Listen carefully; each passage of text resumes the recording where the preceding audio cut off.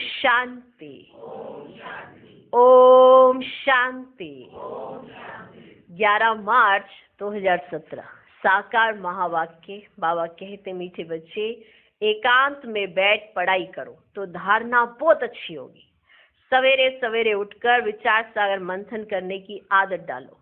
आज का प्रश्न, फुल पास होना है तो कौन से ख्याल आने चाहिए, कौन से नहीं आने चाहिए? उत्तर, फुल पास होने के लिए सदा यही ख्याल रहे कि हमें रात दिन खूब मेहनत करके पढ़ना है। अपनी अवस्था ऐसी ऊंची बनानी है जो बाप दादा के दिल तख्त पर बैठ सके। नींद को जीतने वाला बनना है, खुशी में रहना है। बाकी ये ख्याल कभी नहीं आना चाहिए कि ड्रामा में व नसीब में जो होगा वह मिल जाएगा। यह ख्याल अलवेला बना देता है। आज का गीत तुम्हें पाके हमने जहान पा लिया। ओम शांति। बच्चों ने गीत का अर्थ समझा? बेहद के बाप से अभी हमको बेहद का वर्षा मिल रहा है। बच्चे बाप से फिर विश्व के स्वराज्य का वर्षा पा रहे हैं, जिस विश्व की बादशाही को तुमसे कोई छीन ना सके। और आप बादशाह बन जाओगे, विश्व के बादशाह। आपकी राजाई को कोई छीन ना सके। तुम सारे विश्व के मालिक बनते हो। वहां कोई हदें नहीं रहेंगी, माना कोई हद नहीं हो गई, बेहद में होगा। माना इतने माना विश्व के मालिक हो जाएंगे, बेहद में मिलेगा। हद नहीं होगी, इतना ये है, इतना ये है, इतना फुटिये मिला, वो मिला, ना। हद नहीं, कैसा मिला? बेहद में। देखो बेहद का बाबा आपको बेहद का वर्षा देगा। माना इतना देगा जितना आपने सोचा तक नहीं होगा। बेहद, हदें नहीं होंगी।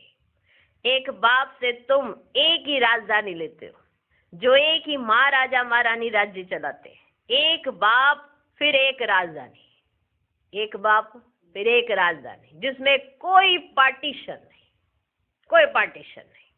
ऐसे कोई डिवाइडेशन नहीं होंगे।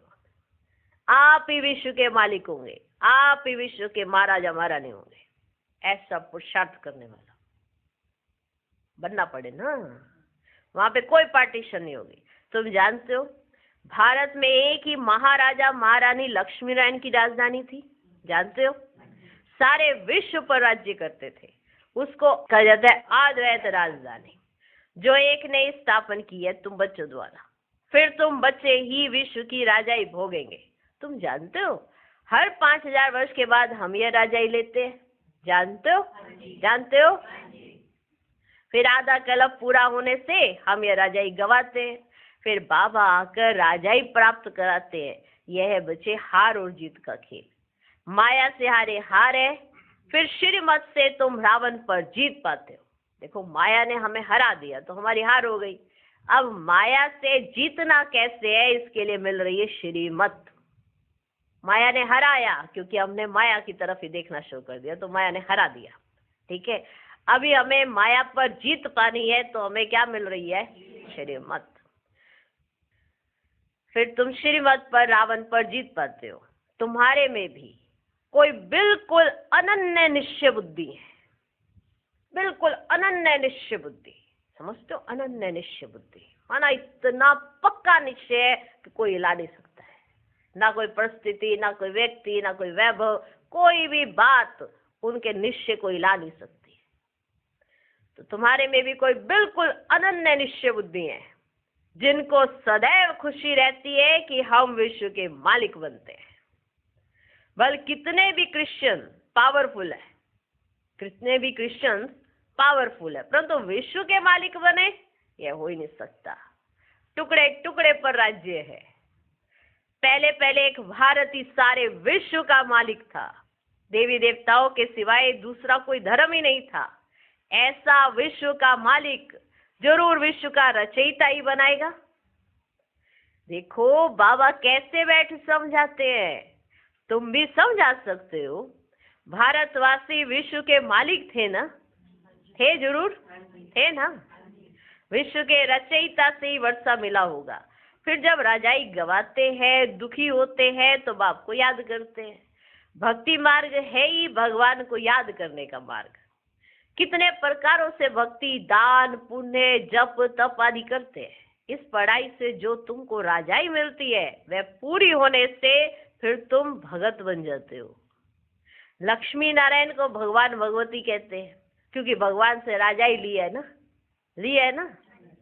परंतु बाप कहते हैं उनको भी तुम भगवान भगवती नहीं कह सकते हो, उनको भी तुम भगवान भगवती नहीं कह सकते हो। इनको ये राजधानी जरूर स्वर्ग के रचयिता ने दी होगी, परंतु कैसे दी ये कोई नहीं जानता। तुम सब बाप के अथवा भगवान के बच्चे हो। अब बाप सबको तो राजाई नहीं देंगे, सबको तो नहीं देंगे ना, पूरे विश्व की आत्माओं को तो राजाई नहीं मिलेगी।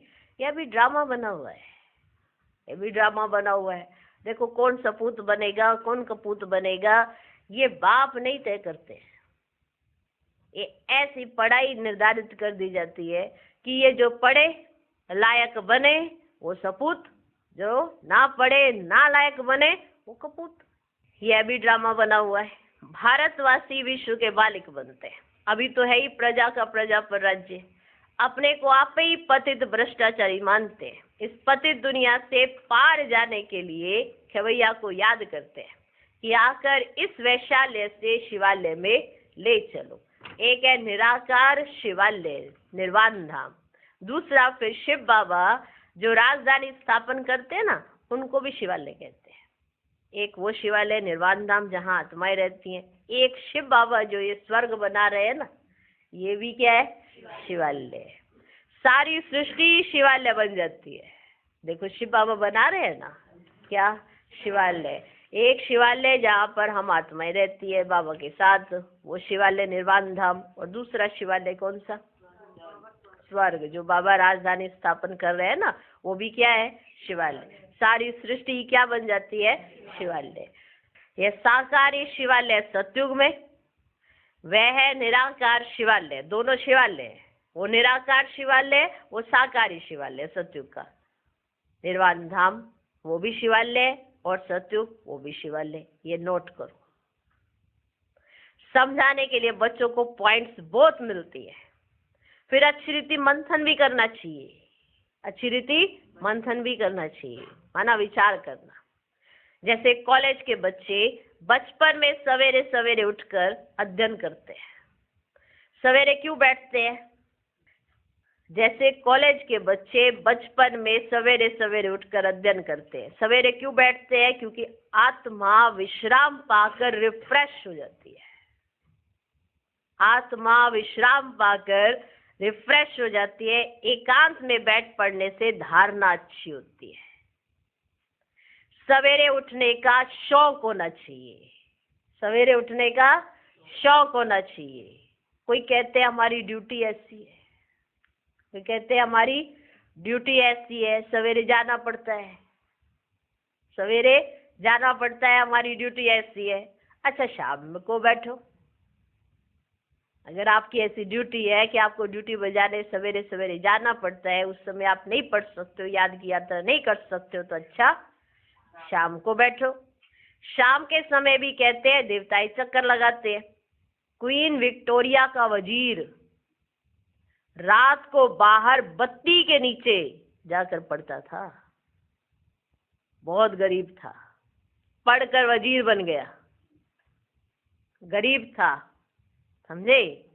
और बत्ती के नीचे जाके, स्ट्रीट लाइट होती है ना, उसके नीचे जाकर पढ़ता था। गरीब था, पढ़कर वजीर बन गया। सारा मदार पढ़ाई पर है। दिल से पढ़ो, अच्छे से पढ़ो, तो गरीब भी अमीर बन जाता है। तो सोचो, अगर ये सोचने से अच्छा है पढ़ाई अच्छे से कर लो, अच्छा है ना। जितना अच्छा पढ़ेंगे लायक बन जाएंगे, अपने आप तुम्हारी एक्टिविटी चेंज हो जाएंगी। नालायक होगा तो एक्टिविटी भी नालायक हो जैसी चलेगा, लायक बनेगा तो एक्टिविटी भी रॉयल होने लगेगी। सारा मदार पढ़ाई पर है। तुमको तो पढ़ाने वाला परम पिता परमात्मा है, तुमको ये ब्रह्मा नहीं पढ़ाता, ना श्री कृष्ण। निराकार ज्ञान का सागर पढ़ाते हैं। उनको ही रचना के आदि मध्य अंत का ज्ञान है। सतयुग त्रेता आदि, फिर त्रेता का अंत, द्वापर की आदि, उनको मध्य कहा जाता है। ये सब बातें बाबा समझाते हैं। ब्रह्मा सविष्णु बन 84 जन्म भोगते हैं, फिर ब्रह्मा बनते हैं। ब्रह्मा ने 84 जन्म लिए व लक्ष्मी नारायण ने 84 जन्म लिए, बात एक ही हो जाती है। इस समय तुम ब्रह्मा वंशावली हो, फिर तुम विष्णु वंशावली बनेंगे, फिर गिरते गिरते तुम शूद्र वंशावली बनेंगे। ये सब बातें बाप ही बैठ समझाते हैं। तुम जानते हो हम आए हैं बेहद के बाप से श्रीमत पर चल विश्व के महाराजा महारानी बनने के लिए। ये जानते हो ये बात? प्रजा भी विश्व की मालिक ठहरी। इस पढ़ाई में बड़ी होशियारी चाहिए, इस पढ़ाई में बड़ी होशियारी चाहिए। जिसका इंटरेस्ट हो जाएगा ना इस पढ़ाई में, वो रह नहीं पाएगा। बड़ी होशियारी चाहिए। जितना पढ़ेंगे पढ़ाएंगे उतना ऊंच पद पाएंगे। ये बेहद की पढ़ाई है, सबको पढ़ना है। सब एक से ही पढ़ते हैं, एक से ही पढ़ते हैं, हम सब एक से पढ़ रहे हैं। फिर नंबरवार कोई तो अच्छी धारणा करते हैं, कोई को जरा भी धारणा नहीं होती है, फिर नंबरवार हो जाते हैं। कोई तो बहुत अच्छी धारणा कर रहे हैं और कोई को जरा सी भी धारणा नहीं होती है। नंबरवार सब चाहिए। राजाओं के आगे दास दासियां भी चाहिए, इसलिए सब नंबरवार हो जाते हैं। सब एक जैसे हो जाए तो सबके सब राजा बन जाए। पढ़ाते बाबा सबको एक समान है, नंबरवार बन जाते हैं, क्योंकि कोई अच्छी धारणा करते हैं, कोई कम धारणा करते हैं। नंबरवार सब चाहिए। राजाओं के आगे दास दासियां भी चाहिए। दास दासियां तो महलों में रहते हैं, प्रजा तो बाहर रहती है। वहां महल बहुत बड़े बड़े होते हैं, जमीन बहुत है, मनुष्य थोड़े हैं, अनाज भी बहुत होता है, सब कामनाएं पूर्ण हो जाती है। पैसे के लिए कभी दुखी नहीं होते, पैसे के पिछाड़ी सतयुग में कभी दुखी नहीं होते। पैराडाइज नाम कितना ऊंचा है। एक की मत पर चलने से तुम विश्व के मालिक बन जाते हो। वहां कहेंगे सतयुगी सूर्यवंशी लक्ष्मी नारायण का राज्य है। फिर बच्चे गद्दी पर बैठेंगे, उनकी माला बनती है। 8 पास भी डोनर होते हैं, 9 रत्नों की अंगूठी भी पहनते हैं। बीच में बाबा, बाकी 8 रत्न। 9 रत्न बहुत पहनते हैं, ये देवताओं की निशानी समझते हैं। अर्थ तो समझते नहीं कि वह 9 रत्न कौन थे, ये नहीं समझ में आती कि वह 9 रत्न कौन थे। माला भी 9 रत्न की बनती है। क्रिश्चियन लोग बाहा में माला डालते हैं, ऐसे डालते बाहा में माला डालते हैं। 8 रत्न और ऊपर फूल होता है, यह है मुक्ति वालों की माला, ठीक है। बाकी जीवन मुक्ति वाले अथवा प्रवृत्ति मार्ग वाले ठहरे, उनमें फिर फूल के साथ युगल दाना भी जरूर होगा। अर्थ भी समझाना है ना। शायद वे पोप की भी नंबरवार माला बनाते, बाबा कहते शायद वो पोप की भी नंबरवार माला बनाते हो। इस माला का तो उन्हों को मालूम ही नहीं है। वास्तव में माला तो यही है जो सभी फेरते है ना, 108 के रत्नों की माला फेरते रहते ना, माला तो यही है। शिव बाबा और तुम बच्चे जो मेहनत करते हो, अब अगर तुम किसको भी बैठ समझाओ तो माला किसकी बनी हुई है तो झट समझ सकेंगे किसकी बनी है माला। शिव बाबा और तुम बच्चे जो मेहनत करते हो, अब अगर तुम किसको भी बैठ समझाओ तो माला किसकी बनी हुई है तो झट समझ जाएंगे। तुम्हारा प्रोजेक्टर विलायत तक भी जाएगा।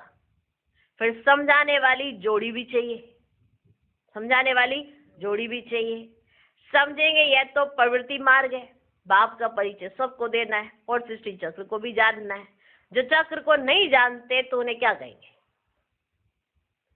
सत्युग में तुम सर्वगुण संपन्न 16 कला संपूर्ण थे, अभी फिर बनते हो। तुम ये पढ़ाई पढ़कर इतने ऊंचे बने हो। राधे कृष्ण अलग अलग राजधानी के थे। स्वयंवर के बाद नाम लक्ष्मी नारायण पड़ा। लक्ष्मी नारायण का कोई बचपन का चित्र नहीं दिखाते। सत्युग में तो किसकी स्त्री अकाले मरती नहीं, खाना पति जिंदा है पत्नी मर गई, ऐसे वहां पे नहीं होता। सत्युग में किसकी स्त्री अकाले मरती नहीं, सब पूरे टाइम पर शरीर छोड़ते हैं, कोई आगे पीछे नहीं छोड़ते, सब पूरे टाइम पर शरीर छोड़ते हैं। रोने की दरकार नहीं, सब अपना टाइम पूरा करके शरीर छोड़ रहे हैं तो रोने की दरकार नहीं। नाम ही है पैराडाइज, नाम ही है पैराडाइज। इस समय ये अमेरिका, रशिया आदि जो भी हैं, सब में है माया का पंप, माया का भभका। ये एरोप्लेन, मोटरें आदि सब बाबा के होते ही निकली हैं 100 वर्ष के अंदर, है ना। अभी देखो कैसा है, एकदम सब मशीनरी हो गया। भारत में सबसे जास्ती मशीनों पर सब कुछ हो रहा है ना। और विदेश में सब अपने कोशिश कर रहे हैं अपने हाथों से काम कर ले। मशीनें तो होती हैं लेकिन वहां पे कोई ऐसे काम वाली बाई नहीं रखी होती। तो ये बाबा के रहते रहते ये एरोप्लेन, मोटरें, ये सब निकले। 100 वर्ष में ये सब हुए। यह है मृग तृष्णा मिसल राज्य। इनको माया का पंप कहा जाता है। साइंस का पिछाड़ी का भभका है अल्पकाल के लिए। देखो इस साइंस ने क्या किया, इस समय इतना इजी बना दिया है कि मनुष्य को लग ही नहीं रहा कि मुझे स्वर्ग में जाना है। अगर आज किसी को कहो ना स्वर्ग में चलोगे, जरूरत नहीं, हमारे लिए यही स्वर्ग है, हमें नहीं मरना, हमें तो ये बताओ हम अजर अमर अविनाशी कैसे हो सकते हैं, हमें वो बताओ, वो मंत्र दो, हम अमर कैसे हो सकते हैं, कोई बीमारी लगे ही नहीं, वो दो हमें मंत्र। तो आज की दुनिया देखो कितनी है कि ये हो, वो हो, वो हो, ये हो, सारी चीजों में मना, इच्छाएं बढ़ते बढ़ते आज का समय ऐसा आ गया कि कोई भगवान की सुनना ही नहीं चाहता। कि बाबा कह रहे हैं ये जो सब दिखाई दे रहा है नहीं आर्टिफिशियल है, ओरिजिनल चीज मैं दिखाऊंगा जहां पर तुम्हारे संकल्पों से सब कुछ चलेगा। लेकिन कोई जाना नहीं चाहता, कोई देखना नहीं चाहता, क्योंकि ये आर्टिफिशियल चीज बहुत मनमोहक है, बहुत अच्छी लग रही है। और ये हुई कब है, ये अभी जब बाबा आए तब। तो साइंस का पिछाड़ी का भभका है अल्पकाल के लिए, ये सब खत्म हो जाएंगे, फिर स्वर्ग में काम आएंगे। माया के पंप से खुशी भी मनाएंगे तो विनाश भी होगा। अब तुम श्रीमत से राजाई ले रहे हो, वह राजाई हमसे कोई भी छीन नहीं सकता। वहां कोई उपद्रव नहीं होगा क्योंकि वह माया ही नहीं। बाप समझाते बच्चे अच्छी तरह पढ़ो, बच्चे अच्छी तरह पढ़ो। परंतु साथ साथ बाबा यह भी जानते हैं कि कल्प पहले मुआफी की सबको पढ़ना है। जो 3 कल्प पहले चली है वही अब चल रही है। नर्क को स्वर्ग बनाने का कल्याणकारी पाठ कल्प पहले मुआफी की चल रहा है। बाकी जो इस धर्म का नहीं होगा उनको यह ज्ञान बुद्धि में बैठेगा ही नहीं। बाप टीचर है तो बच्चों को भी टीचर बनना पड़े। विलायत तक यह पढ़ाने के लिए बच्चे गए हैं। इंटरप्रेटर भी साथ में होशियार चाहिए, मेहनत तो करनी है। तुम ईश्वरीय बच्चों की चलन बहुत ऊंची चाहिए, जो चलन होनी चाहिए आपकी बहुत ऊंची चाहिए। सत्य में चलन होती ही ऊंची और रॉयल है। यहाँ तो तुमको बकरी से शेरनी, बंदर से देवता बनाया जाता है। ओरिजिनलिटी है। क्या थी आत्मा, बकरी थी ना, किसी ने जरा सा दबका मारा ऐसे ऐसे मना डर जाती। अभी क्या बनाया, बकरी से शेरनी बनाया ना, और बंदर से देवता बनाया जाता है। तो हर बात में निरंकारीपना चाहिए, हर बात में निरंकारीपना, मन अहंकार नहीं होना चाहिए, क्योंकि बाबा ने बनाया है मुझको, मैं था नहीं, बाबा ने बनाया है, तो किस बात का अहंकार। बनाने वाले ने अपने जैसा बनाया और अहंकार में ये करके बैठ गया कि मैं हूं ऐसा, मेरी गलती नहीं है, मैंने ये नहीं किया, मैंने वो नहीं किया। किस बात का अहंकार। बाबा ने आपको लायक बनाया, बकरी से शेर नहीं बनाया। क्या बनाया, जिसको ये बात याद रहेगी ना कि मैं क्या था, आज बाबा ने मुझे क्या बना दिया है, वो निरंकारी रहेगा, उसको अहंकार नहीं आ सकता। बंदर से देवता बनाया है। हर बात में निरंकारी पना चाहिए, अपने अहंकार को तोड़ना चाहिए। कई कहते हैं मुझ में कोई अहंकार नहीं है, लेकिन अगर अहंकार नहीं होता तो बहस नहीं होती, और अगर बहस होती है, तर्क वितर्क होता है, अहंकार के कारण ही होता है। जो बाबा जो कह रहे हैं वो राइट ही कह रहे हैं, तुम में इतनी बुद्धि नहीं कि बाप की बात को समझ सको, तो ये भी तो एक अहंकार ही है ना। अपने अहंकार को तोड़ना चाहिए, याद रखना चाहिए, जैसा कर्म हम करेंगे हमको देख और करेंगे। याद रखना चाहिए, जैसा कर्म हम करेंगे हमको देख और करेंगे। अपने हाथ से बर्तन साफ करेंगे तो सब कहेंगे कितने निरंकारी हैं। अपने हाथ से बर्तन साफ करेंगे तो सब कहेंगे कितने निरंकारी हैं। सब कुछ हाथ से करते हैं तो और ही जास्ती मान होगा। सब कुछ हाथ से करते हैं तो और ही जास्ती मान होगा। कहाँ अहंकार आने से दिल से उतर जाते हैं। अगर आपको अहंकार आ गया तो आप झट दिल से उतर जाएंगे। जब तक ऊंची अवस्था नहीं बनी तो दिल पर नहीं चढ़ेंगे तो तख्त पर बैठेंगे कैसे? अगर आपने अच्छी अवस्था नहीं बनाई तो आप दिल पर ही नहीं चढ़े हो तो तख्त पर कैसे बैठ जाओगे? बाप तो उसी बच्चे को तख्त पर बिठाएगा ना जो दिल पर चढ़ा हुआ होगा, उसी को बिठाएगा ना, क्योंकि बच्चे बहुत है। लेकिन तख्त पर वही बैठेगा जो दिल पर चढ़ा हुआ होगा। अब दिल पर वही चढ़ेंगे जो श्रीमत पर चढ़ेंगे, और श्रीमत पर वही चढ़ेंगे जो निरंकारी होंगे। जिनको अपना अहंकार होगा अपनी नाक के पीछे पड़े रहेंगे। जिनको अहंकार होता है वो श्रीमत पर भी नहीं चल पाते हैं। नंबरवार मर्तबे तो होते हैं ना। जिनके पास बहुत धन है तो फर्स्ट क्लास महल बनाते हैं, गरीब झोपड़ी बनाएंगे। इस कारण अच्छी तरह से पढ़कर फुल पास हो, अच्छा पद पाना चाहिए। ऐसे नहीं कि जो ड्रामा में होगा अथवा जो नसीब में होगा, ये ख्याल आने से ही नापास हो जाएंगे। नसीब को बढ़ाना है, नसीब को बढ़ाना है। किसी ने कहा कि जब नसीब में ही है तो मेहनत क्यों करूं?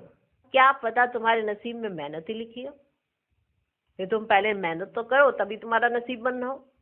तुमने पहले सोच लिया कि अगर नसीब में होगा तो मेहनत क्यों करूं। क्या पता तुम्हारे नसीब को बनाना ही तुम्हारी मेहनत के आधार पर है, यही लिखा हो उसके अंदर। तो तुम्हें तो करने से मतलब होना चाहिए ना। नसीब तो बाद में देखना, जब बन जाएगा। जो बनाता है नसीब वो ये कभी नहीं कहता कि जो नसीब में होगा देखा जाएगा। नसीब को बढ़ाना है, घटाना नहीं। नसीब में है तो यहाँ बैठे हो। पूरे विश्व में ऐसी कई आत्माएं हैं जो आज भी बाबा से परिचित नहीं है, तो उनके नसीब में तो अभी तक परिचय भी नहीं आया है। तो तुम्हारे नसीब में तो परिचय आया है, तुम्हारे नसीब में पढ़ाई आई है, तुम्हारे नसीब में डायरेक्ट भगवान से पालना आई है। क्या वो तुम्हारे नसीब में नहीं आई है? आई है ना। अब उसका जितना बेनिफिट जो उठाए। तुम्हारे नसीब में इंटरनेशनल स्कूल में लिखना पढ़ना तुम्हारे नसीब में आया है। तुम्हारे माँ बाप ने तुम्हारा एडमिशन वहां करा दिया। अब एडमिशन तो हो गया, बाकी नसीब बनाना तो तुम्हारे हाथ में है ना। पढ़ोगे लिखोगे तो वहां भी नसीब बन जाएगा। और जो पढ़ता लिखता है तो वो गवर्नमेंट स्कूल में भी अच्छे नंबर ले लेता है, वहां भी उसका नसीब बन जाता है। तो ये तो डिपेंड करता है किस पर? पढ़ने लिखने पर। किस पर? पढ़ने लिखने पर। तो इस कारण से अच्छी तरह से पढ़कर फुल पास हो, अच्छा पद पाना चाहिए। ऐसे नहीं जो ड्रामा में होगा अथवा जो नसीब में होगा, ये ख्याल आने से नापास हो जाएंगे। नसीब को बढ़ाना है, रात दिन खूब मेहनत कर पढ़ना है, नींद को जीतने वाला बनना है। तो ये नसीब जगाना माना पढ़ते रहना, इसकी आदत डाल लेनी चाहिए। अगर आदत पड़ी होगी तो फिर आपको दिक्कत नहीं आएगी। अगर आप बार बार अपने आप को स्ट्राइक देके ये कहेंगे आज मैं उठ गया, आज मैंने कर लिया, आज मैं उठ गया, आज मैंने कर लिया, अगर इस तरह से बार बार अपने आप को इस तरह से करोगे तो ये आदत नहीं पड़ेगी। ये बात बहुत गुह्य है, समझो। जो भी कार्य, जो भी सेवा आप अगर जताने के लिए करते हो तो वो सेवा सेवा नहीं कहलाई जाती। आप जता रहे हो, आपका स्वयं का इंटरेस्ट होगा तो आप जताने कभी नहीं आओगे, क्योंकि आपका इंटरेस्ट है। और आपका इंटरेस्ट बनने से आप स्वयं ही रिस्पॉन्सिबल हो जाओगे। तो रात दिन खूब मेहनत कर पढ़ना है, नींद को जीतने वाला बनना है। रात को विचार सागर मंथन करने से तुमको बहुत मजा आएगा। बाबा को कोई बतलाते नहीं है कि बाबा हम ऐसे विचार सागर मंथन करते हैं। बाबा को कोई बतलाते नहीं है, क्योंकि जब करते नहीं है तो बतलाएंगे कैसे? ठीक है, क्योंकि अगर जो करता होगा ना उसकी माना एटीट्यूड से और इस तरह से माना साफ दिखाई देगा कि ये कुछ ना चेंज पुरुषार्थ कर रहा है। के लक्षण दिखाई देने लगेंगे। उसका बैठना, उसका देखना और उसका व्यवहार और उसके मुख से वो मंथन किए हुए पॉइंट अपने आप निकलने लगेंगे। तो अगर बाबा को कोई बतलाते नहीं है कि हम ऐसे विचार सागर मंथन करते हैं, तो बाबा समझते हैं कि कोई उठता ही नहीं है। तो बाबा समझते हैं कि कोई उठता ही नहीं है। जैसे अगर आपका कोई विचार सागर मंथन या कोई पॉइंट पर आपकी डिस्कशन या अपने आप में ऐसा कोई चिंतन चलेगा, तो आप बताएंगे जरूर। अगर आप नहीं बतलाते हो तो इसका क्या अर्थ हुआ कि आप उठते ही नहीं हो। शायद इनका ही पार्ट है विचार सागर मंथन करने का, शायद इनका ही पार्ट है विचार सागर मंथन करने का। नंबर 1 बच्चा तो यही है ना, नंबर 1 बच्चा तो यही है ना। बाबा अनुभव बताते हैं, उठकर याद में बैठो। ऐसे ऐसे ख्याल किए जाते हैं, यह सृष्टि का चक्र कैसे फिरता है, ऊंचे से ऊंचा बाबा है, फिर सूक्ष्म वतनवासी ब्रह्मा विष्णु शंकर, फिर ब्रह्मा क्या है, विष्णु क्या है। ऐसे ऐसे विचार सागर मंथन करना चाहिए। मालूम तो सब कुछ है, लेकिन उस पर चिंतन तो करो। उसको कहा जाता है विचार सागर मंथन। अच्छा, मीठे मीठे सिकिलधे बच्चों प्रति माता पिता बाप दादा का याद प्यार और गुड मॉर्निंग। रूहानी बाप की रूहानी बच्चों को नमस्ते। हम रूहानी बच्चों की भी रूहानी बाप को नमस्ते नमस्ते नमस्ते। Good morning good morning good morning. धारणा के लिए मुख्य सार, पहला पॉइंट, जो कर्म हम करेंगे हमको देख और करेंगे, इसलिए हर कर्म पर ध्यान देना है। बहुत बहुत निर्मांचित निरहंकारी बनना है, अहंकार को तोड़ देना है। दूसरा पॉइंट, अपना नसीब अर्थात तकदीर ऊंचा बनाने के लिए अच्छी रीति पढ़ाई पढ़नी है। सवेरे सवेरे उठकर बाप को याद करने का शौक रखना है। आज का वरदान, कंट्रोलिंग पावर द्वारा तूफान को भी तोहफा बनाने वाले यथार्थ योगी भव। यथार्थ व सच्चा योगी वह है जो अपनी बुद्धि को एक सेकंड में जहां और जब लगाना चाहे वह लगा सके। परिस्थिति हलचल की हो, वायुमंडल तमोगुनी हो, माया अपना बनाने का प्रयत्न कर रही हो, फिर भी सेकंड में एकाग्र हो जाना, यह है याद की शक्ति। कितना भी व्यर्थ संकल्पों का तूफान हो, लेकिन सेकंड में तूफान आगे बढ़ने का तोहफा बन जाए, ऐसी कंट्रोलिंग पावर हो, ऐसी शक्तिशाली आत्मा कभी यह संकल्प नहीं लाएगी कि चाहते तो नहीं है लेकिन हो जाता है।